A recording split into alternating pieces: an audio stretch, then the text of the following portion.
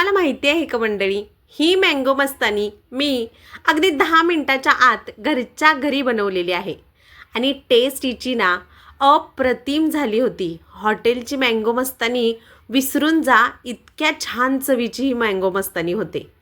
तर नमस्कार मंडळी, स्वागत आहे तुम्हा सर्वांचं आपल्या रेश्माज किचन या यूट्यूब चॅनलमध्ये.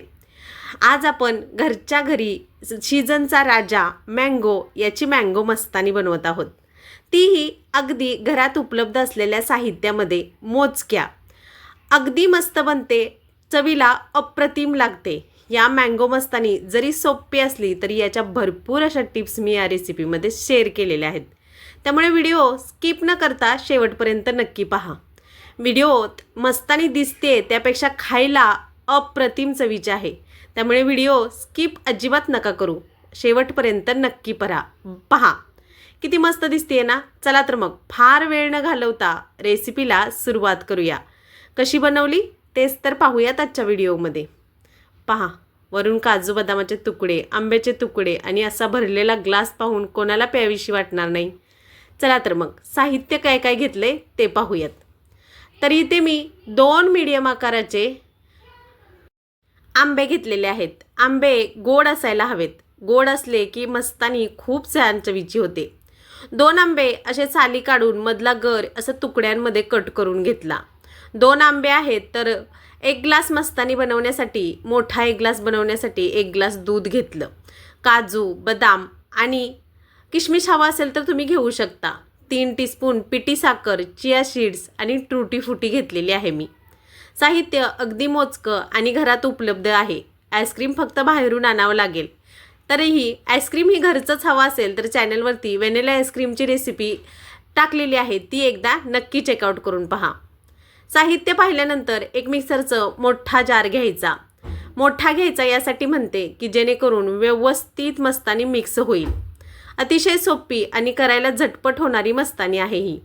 तुकडे अशा आंब्याचे 2 आंबे कट करून घेतले होते, त्याचे सगळे तुकडे यामध्ये मी घालून घेतलेले आहेत.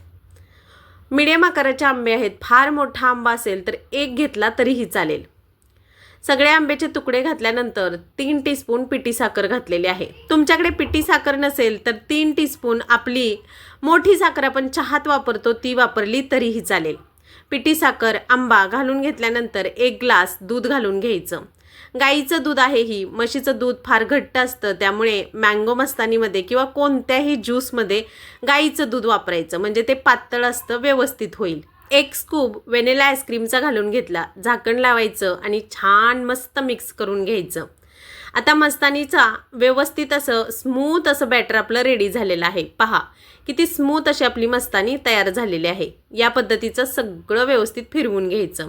मग घ्यायचा एक मोठा असा ग्लास. या ग्लासामध्ये पहिल्यांदा आंब्याचे तुकडे घालून घ्यायचे. जशा लेयर सांगते तसेच अगदी व्यवस्थित तुम्ही लेयर दिल्या ना तर मस्तानी बाहेर खाणं विसरून अगदी 10 मिनिटात घरी बनवू शकता, ही माझी गॅरंटी. आंब्याचे तुकडे घालून घेतल्यानंतर मिक्सरच्या भांड्यामध्ये दूध, मँगो, साखर जे आपण वाटून घेतलं होतं तेही यामध्ये घालून घ्यायचं. आणि हो मंडळी, यात एक हिरवी विलायचीही मी घातलेली आहे फ्लेवरसाठी. तुम्हाला नको असेल तर नाही घातली तरीही चालेल, परंतु घातल्यानंतर स्वाद हिचा खूप छान येतो. मस्तानीचा हे सगळं दुधाचं मिश्रण, मिल्कशेक जर याच्यामध्ये घालून घेतला की लगेचच घालून घ्यायचं 1 स्कूप आईस्क्रीम. व्हॅनिला आईस्क्रीम आहे ही. तुम्हाला कोणतीही आवडत असेल ती घातली तरीही चालेल. मँगो आईस्क्रीम आवडत असेल तर ती घातली तरीही चालेल. आईस्क्रीम घालून घेतल्यानंतर काजू बदामाचे तुकडे, टूटी फ्रुटी अशी व्यवस्थित घालून घ्यायची. चिया सीड्स ऑप्शनल आहेत. तुम्हाला हवे असतील तर घाला, नको असेल तर नाही घातलं तरीही चालेल. चिया सीड्स घातल्यानंतर वरून घालायचा असा भरपूर असा मस्त मिल्कशेक. ही दुसरी लेयर, वरची सगळ्यात तिसरी लेयर आपण रेडी करणार आहोत. आता ग्लासच्या वरून घालूयात परत एकदा आईस्क्रीम. अशा मँगोची लेयर, टूटी फ्रुटीची लेयर, नंतर मिल्कशेक, आईस्क्रीम किती मस्त मस्त भन्नाट अशी झालेली आहे. पहा, वरून घातलं परत एकदा आईस्क्रीम. असं आईस्क्रीम वरून घालायचं. पहा, दिसताना पण छान दिसतं आणि खाताना तर भन्नाट लागतं. त्यामुळे असं वरून आईस्क्रीम घालायला अजिबात विसरायचं नाही. आईस्क्रीम घातल्यानंतर वरून आंब्याचे तुकडे घालायचे. आंबा गोड असायला हवा हे मात्र लक्षात ठेवा, ही सर्वात मोठी टीप आहे. वरून आंब्याचे तुकडे, काजू, बदाम, टूटी फ्रुटी घातली. झाली की आपली मँगो मस्तानी तयार. कशी वाटली मंडळी आजची रेसिपी हे कमेंट करून सांगायला अजिबात विसरू नका. रेसिपी आवडली असेल तर लाईक, शेअर, सबस्क्राईब जरूर करा. भेटूयात परत एकदा नवीन व्हिडिओमध्ये नवीन रेसिपीसोबत. तोपर्यंत बाय. स्वस्त खा, मस्त रहा.